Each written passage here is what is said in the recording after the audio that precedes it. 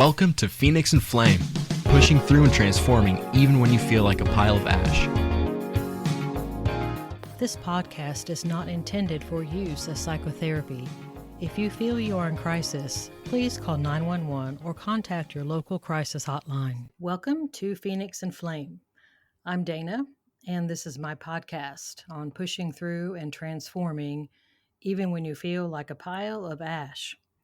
What I said a couple of weeks ago, I think, now time is starting to all run together, is that I was going to launch more solo episodes like I used to do back in the day and intersperse them in between the wonderful interviews that I get to do.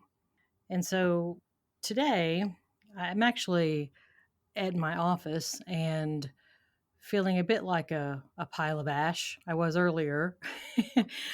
I explained all this, I think, a couple of episodes ago, my last solo one, about all the things that are going on, the rehabbing that's going on, the rebranding process, and upcoming online boundaries course I'm going to be making available. And I feel like I meet myself coming and going. I'm so busy. To be quite honest, I'm worn out a lot of the time. And as you all know from listening to former episodes of my podcast, I'm a big fan of just being transparent, just being real. And the real thing is, right now, I'm exhausted.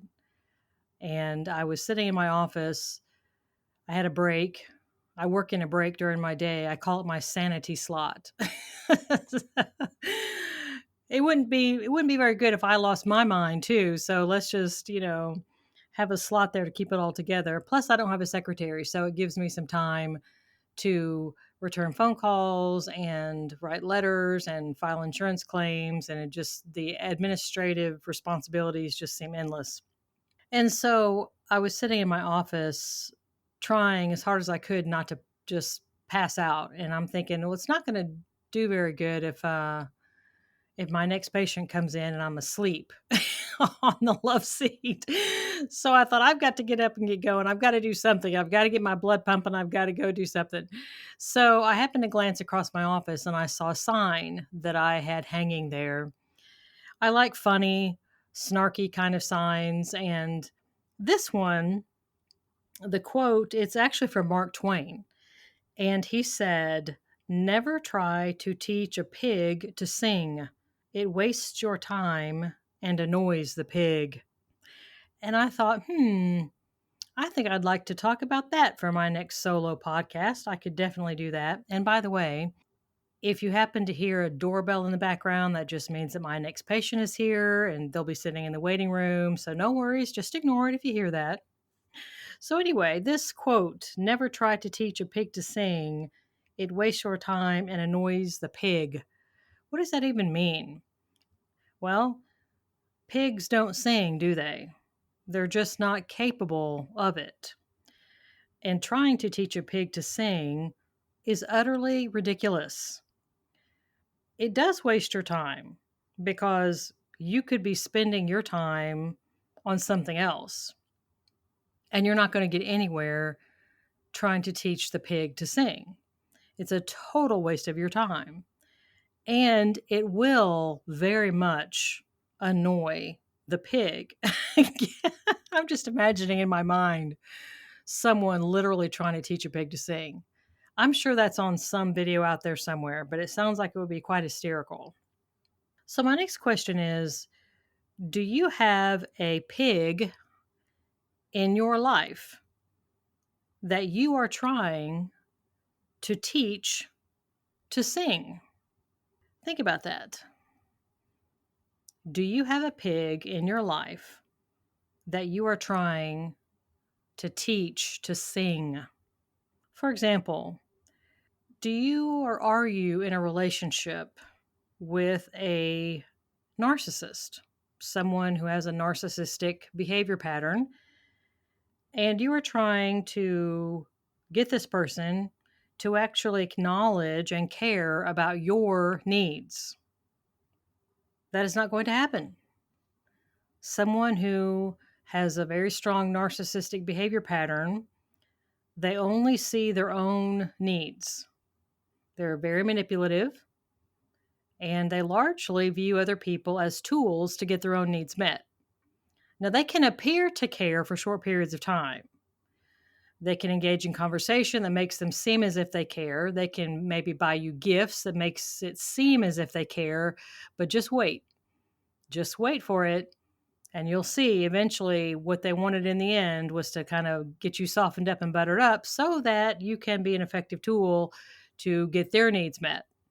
Another example, are you in a relationship somehow with someone who's lost in addiction and you are trying to get them to stop using? You don't have the power to do that. That is above your pay grade. It's heartbreaking to see someone that you care about lost in addiction. It's absolutely heartbreaking. But if they don't want to change, you cannot make them. That is not something you can do. Again, that is like trying to teach a pig to sing. That is not going to work. It is a waste of your time, and it will annoy them greatly. A third example that I thought of is, do you happen to have someone in your life who happens to be rather violent? And you are trying to get them to have a healthy conversation and work things out rationally. Good luck with that. Again, the violent person cannot be healthy and rational at that moment. You cannot teach them to do that. That will only annoy them. Usually it makes them worse. The calmer you become, the more you encourage them to calm down, usually they get more angry. And there's reasons for that, but that's beyond the scope of this podcast episode. So you think that singing is a positive thing, right? Most of us do. Singing, teaching someone to sing, that's a good thing. Singing, that's a positive thing. But the other individual does not see it as a positive thing. Okay. For example, you think it'd be great if the person in your life that happens to be a narcissist would think about your needs once in a while. They don't agree with you. The person that you know that is lost in addiction, you think it would be great if they would stop using. They don't agree with you. The violent person that might be in your life, you think it would be wonderful if they would just calm down and have a healthy conversation and work things out rationally. They don't agree with you. You all have heard me talk about boundaries a lot.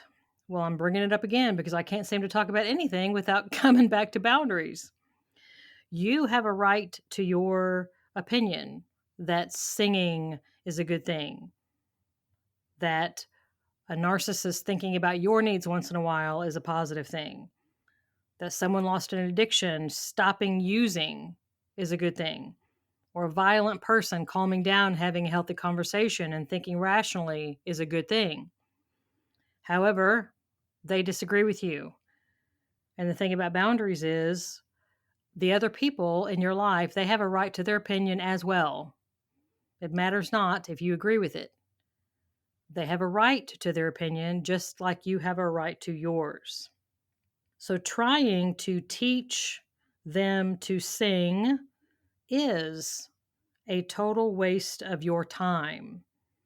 But setting your boundary with these individuals and deciding how you will interact with them, given their behavior patterns, is not a waste of your time.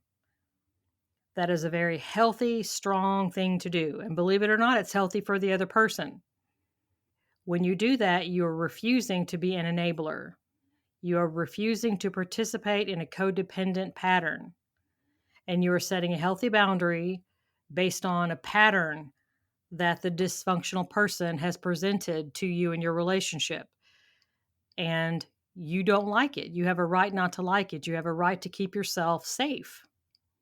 That is part of boundaries, is setting your lines out, setting your boundary lines to keep yourself safe. That is your job. That is not somebody else's job. It'd be great if other people would be concerned about that. And sometimes that happens, and that's wonderful. But at the end of the day, keeping yourself safe is your job. So, although trying to teach a pig to sing is a total waste of your time and does annoy the pig, setting healthy boundaries with these individuals to keep yourself safe and letting them know by your behavior how you're going to interact with them, what you will tolerate and what you will not. That is not a waste of time. Probably still going to annoy them. Probably still going to annoy the pig, so to say, but you can't help that. Their annoyance, again, back to boundaries, is their feeling and it's in their yard. You have no responsibility for someone else's feelings. You do, however, have responsibility for your behavioral choices. So I hope you've heard something in this impromptu solo podcast episode today that I did to try to keep from falling asleep since I'm so tired. But I've managed to get through that, and I hope something I've said in this episode has been helpful. If it has, then please share it. Get the link and send it through text, through email, put it on your favorite social media platforms, tell your friends, coworkers, and also tell them that, the online boundaries course is coming. It's probably going to be a couple of months, but it's coming. It's going to be fantastic. It's going to be wonderful, and great things are going to happen from that. That'll be the springboard, and it's just going to be awesome. So I hope you have a wonderful rest of your day. This is Dana on Phoenix and Flame.